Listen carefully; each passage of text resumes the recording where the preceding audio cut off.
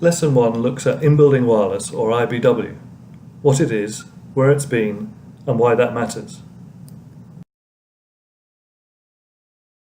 In the 1980s, when the first wireless telephones hit the market, one of the first obstacles they met, apart from their clunky shape and unusual predilection for beige, was the fact that when people sought a mobile connection, they often did so indoors. The issue was that the macro cellular network, the wide area coverage provided by linked cell towers, had trouble penetrating walls and windows. As soon as the first cell phones dropped a call in a sunny glass-walled lobby, the seeds of the first in-building wireless IBW solutions were planted. To use a wireless network indoors, you must bring the network with you, or at least part of it. IBW solutions include a number of different technologies, each with their own applications. We won't dwell too long on the differences or technical operation of various IBW solutions. We explored two major families of these solutions, DAS and small cell, in Lesson 5. But suffice it to say that all IBW solutions are designed first and foremost to supplement the macro wireless network by deploying indoor coverage within a certain area to provide seamless connectivity for people inside.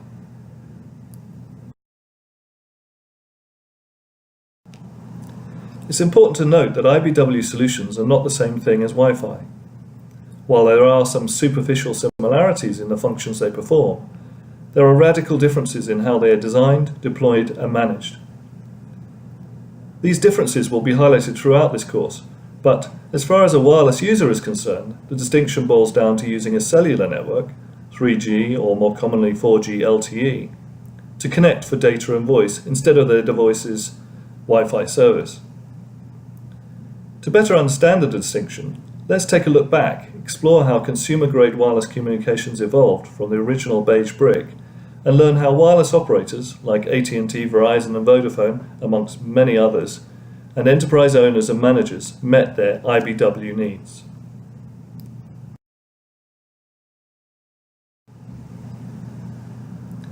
Because they are designed to route cellular voice and data traffic onto wireless operators' macro networks, a process called backhaul, IBW solutions have evolved alongside the wireless networks themselves.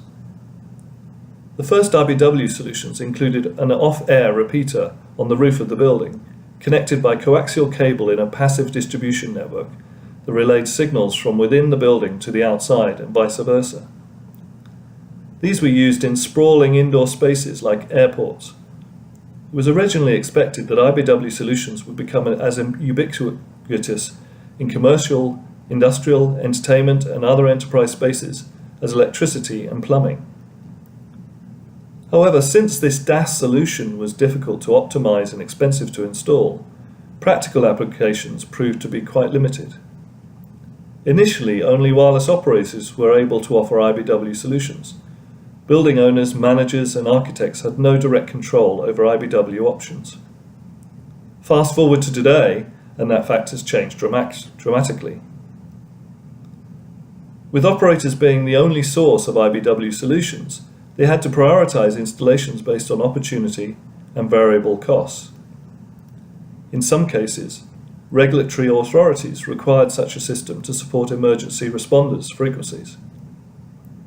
In other cases, the financial benefits were not enough to recover the operator's investment, and requests had to be denied. Over the years, IBW deployments continued to go online here and there, but financial, legal and contractual challenges limited their appeal as a practical solution, as an operator-supplied solution. It seemed that IBW would never achieve the critical mass it needed to make a real difference in the market.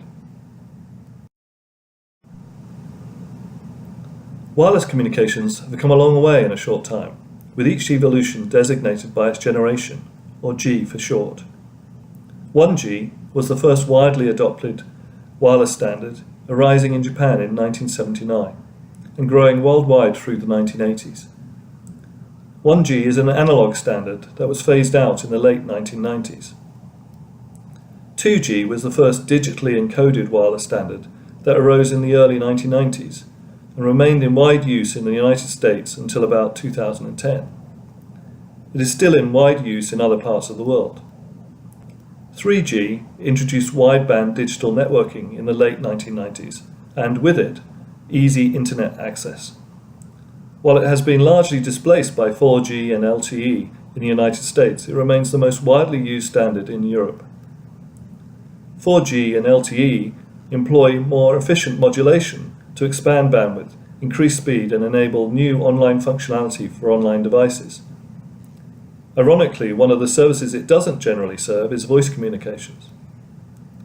5G standards have not been fully defined as of this writing, but it is expected to offer greater than 1 gigabits per second speeds and low latency needed by many emerging applications such as remote surgery, driverless automobiles, and Internet of Things (IoT) devices.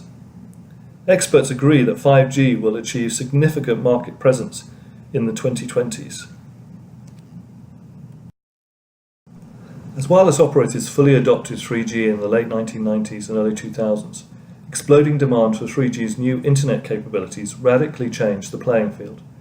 Stadiums full of rabid fans who could now upload pictures, browse the internet, and more right from their seats not only pushed the system to its limits, but far beyond them. When load grew too heavy, the 3G network couldn't cope. Coverage in the area would crash, resulting in outages that would last hours, sometimes days. The outages would continue long after the game was over. The stadium was empty, and the actual demand had diminished to nearly zero. The perfect business case for IBW emerged. DAS deployments began to appear in stadiums, designed to handle the highly variable demand spikes that came on game days. While the technical element of the problem was largely addressed, however, a solid business case remained elusive. Because DAS does not have its own RF equipment, it must link out directly to an operator's core macro network in order to operate. That is, a specific operator's core network. With multiple popular operators in most markets, it seemed wise to work together to create multi-operator DAS platforms that could handle traffic from fans in the seats, no matter what operator they subscribe to.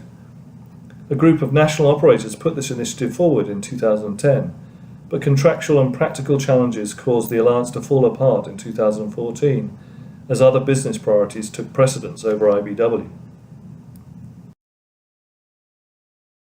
As wireless operators are concerned, IBW solutions are no longer a core part of their business models. They continue to deploy them in limited circumstances, and establishing a long-term multi-operator arrangement can be an arduous process. In the meanwhile, however, growing demand following the adoption of LTE and increased concentrations of users in indoor spaces have only accelerated. The problem has grown faster than operators' capacity to deal with it. Thanks to new solutions that simplify deployments, optimization, and operation, IBW is rapidly becoming an enterprise initiative as building owners, managers, and architects step in to fill the void. This shift is actually quite momentous. To see why, consider the reasons why people don't use rotary phones anymore. It has to do with who owns the equipment and who provides the service. Consider the 1950s, when the telephone company owned not only the interchange lines, but the wiring into the home or business. They even owned the telephone, giving you a basic choice of either a table rotary or wall rotary model. Innovation was slow to emerge.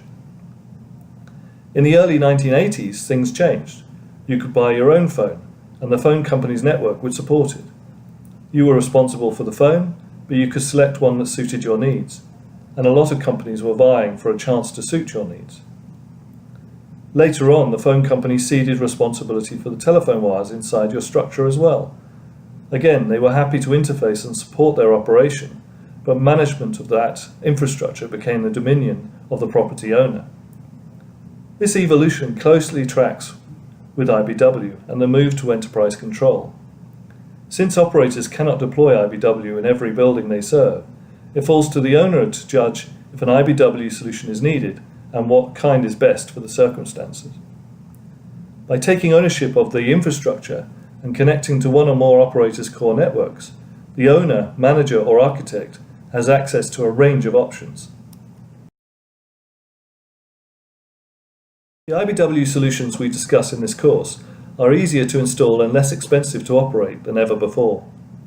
In fact, modern IBW solutions have improved over earlier generations As much as an iPhone 7 has improved over the avocado green rotary phone you may remember hanging in your parents' kitchen.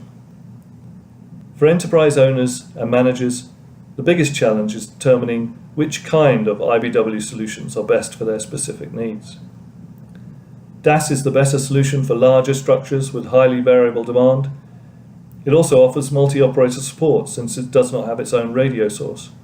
No integration means less lengthy operator approvals. Small cells work more like small-scale macro cells and offer a complete solution including a dedicated radio. They are best for smaller areas, offering exceptional quality of service and less expensive installs. Some options run on IT cabling like Category 6A, allowing an overlaid Wi-Fi network to run on the same infrastructure. However, because of their dedicated radio source, integration with multiple operators can be harder, so small cells are best suited to single operator deployments. You will learn much more about these solutions stack up against each other in Lesson 5. Born of the need to supply wireless connectivity everywhere, IBW solutions have grown up in the shadow of cellular technology, yet never far behind it. The persistent challenge of ensuring seamless, high-quality, high-speed connections where people spend most of their time living and working indoors continues to drive IBW innovation to this day. Of course, like every technology, IBW comes with its own advantages and challenges, which we'll examine in the next lesson.